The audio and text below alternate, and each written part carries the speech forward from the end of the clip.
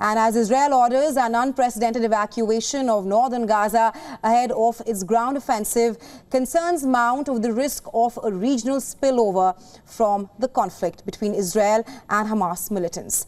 The U.S. forces too are facing increased threats, raising concerns that the Israel-Hamas war may spiral across West Asia, involving countries like Lebanon, Syria and Yemen. The signs of escalation in West Asia might already be visible. Well, let's first show you the battlefronts that are already active. Here is Israel on the map, and this is where Gaza, West Bank, Lebanon and Syria are situated. This is the map of Israel's battlefronts we're talking about here. First, let's start off with Gaza and West Bank. Well, the Israeli forces are fighting with Hamas in the Gaza Strip here. In the latest, Israel bombed Gaza with multiple airstrikes.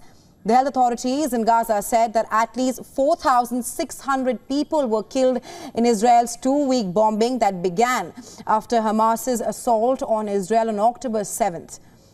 Well, this is also where Hamas militants are keeping the hostages in Gaza. Then there is West Bank, where just a few days ago, Israeli aircraft struck a compound beneath the Al-Ansar Mosque in the Jenin refugee camp there. This is the second Israeli airstrike in recent days to hit the West Bank. Let's now head over to Lebanon now, starting with Hezbollah. The Iran-backed militia in Lebanon, its fighters are attacking Israel from the north ever since the Israel-Hamas war broke out earlier this month.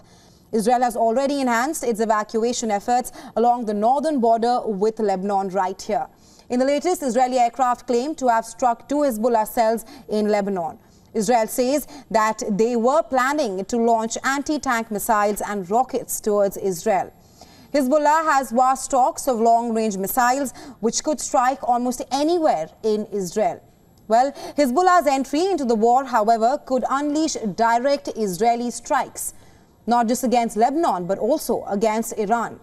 Israel has issued a warning to the Iran-backed group.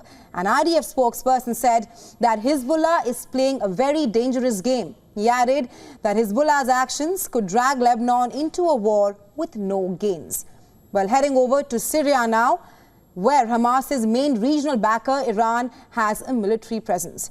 The Israeli missiles hit Damascus there and Aleppo international airports, putting both out of service and killing two workers. Well, Iran has long supported these groups in Syria, where Israel and the US are also engaged in the long civil war. And talking about US and Syria, let's now head over to Yemen. In the south, another Iran-backed group in Yemen, it has been troubling Israel. Well, a US Navy warship traveling near Yemen intercepted 3 missiles above the northern Red Sea there and several drones that were launched by what US said was the Iran-aligned Houthi movement.